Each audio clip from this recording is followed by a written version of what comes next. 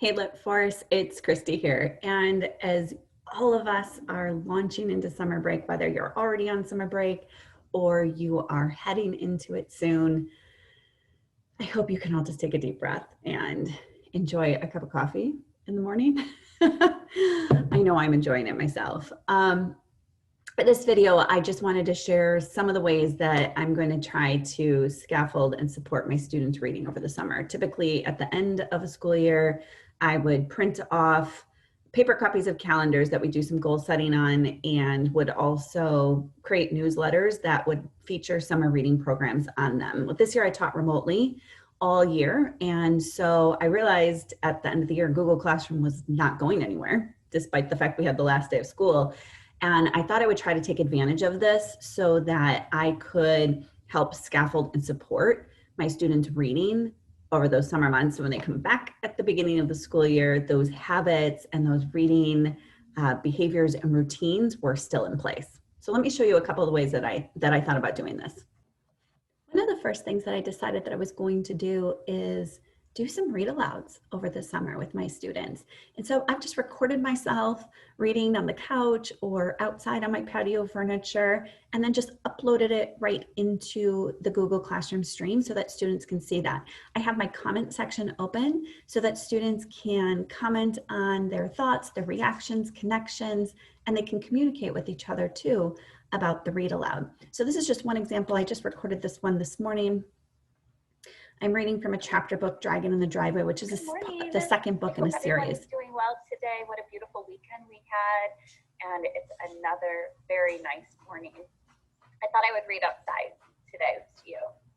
So we left off on chapter 6, The Sky is Falling, and that was right at the part where...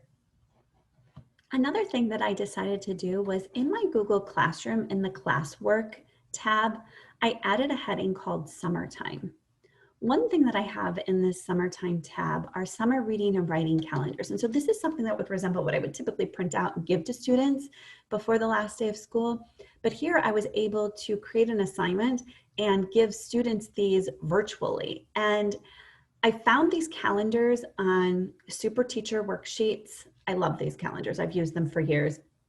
They're free, you just need to create a login. But the really cool thing about this was once I downloaded the calendar and then I uploaded it into my drive, it gave me the option to open it in Google Docs. When I chose to open it in Google Docs, it automatically opened to be able to be editable right in that Google Doc, and it didn't mess with any of the formatting. So it was like such a happy, pleasant surprise. So if you get the calendars from Super Teacher worksheets, I think you'll find a lot of success with being able to use them electronically. And then that way students can access them and they can type right in there when you assign this to them. So when I gave students access to these calendars, I just reminded them about all of the things that we learned about building a reading life this year and how that carries over into our summer months. And one of the most important things is that readers set goals for themselves.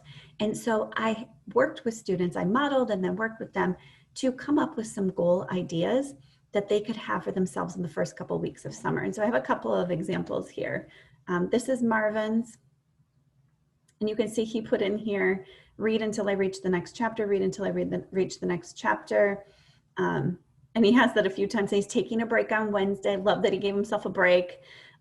He's gonna read until he reads the next chapter. Here he's gonna have 2 chapters. And on Saturday the 12th, I am sure that his mom's going to be very happy to know that he's going to be doing chores all day on that day. But I love how he paced himself out, where he came up with the idea on his own to read a chapter a day or 2 chapters a day, and then giving himself some breaks in there too. And then another student of mine, Caroline, she created a key for herself for reading, writing, and then even to get outside, because as our remote students have learned over the course of this past year how important it is to get out of the house and get outside. And so she put hers by time that she was going to read and she was going to write, and she put the time in there as well. And so the really neat thing about this is I can see on my end when students are accessing these and when they're putting in their goals and keeping track of their work, And I can write to them back and forth and be like, wow, way to go, Caroline, keep it up. Or how's it going, Marvin? You know, which book are you reading? And what chapter did you read today? And I can just pop in here and there and add a couple of encouraging comments to them without taking much time and really helping to scaffold those summer reading lives that they have. Back into the classwork tab, I also did add summer reading resources. And some of the things that I put in here were just some connections for them to summer reading lists for students of all ages. And so this one from Imagination Soup has different reading lists for kids in all of the different grade levels. And so I really like that. I think that's helpful for parents, you know, when they're looking for different ideas, and for students as well. And then I also linked in here some free summer reading programs for students from Imagination Soup too. And so it just gives some different ideas for them. Your public library, the Scholastic Summer Reading, Barnes and Nobles has a reading program, Amazon Summer Reading Challenge, so that students can participate in these if they would like as well. And so I just wanted to give them access to resources and ideas to help them maintain those summer reading lives over the summer.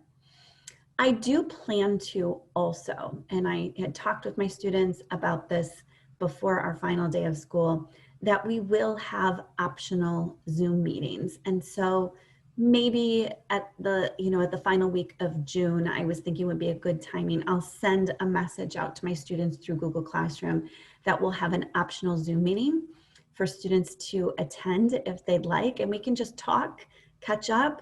I'll do a read aloud. They can talk about what they're reading as well with me. And I thought it would be nice to do that a couple or a few times over the summer just to keep that connection. Additionally, because of the ages of my students being second, third, and fourth graders, you know, so they'll be third, fourth, and fifth graders next year, I know how important getting students introduced to new series books and new authors and even different genre studies is. And so I plan to pop in a few book introductions here and there that will be linked into either Epic or Sora so that students can access these texts right online. So these were just some of the ideas that I had that I know won't take me a ton of time to do or to implement over the summer, but I think will make a really big difference in my students' reading lives because we'll be able to maintain that connection. I hope that this video helped you to think about ways that you might be able to connect with your students over the summer months as well. And I hope that you all have a very relaxing summer. It is much deserved. Bye-bye.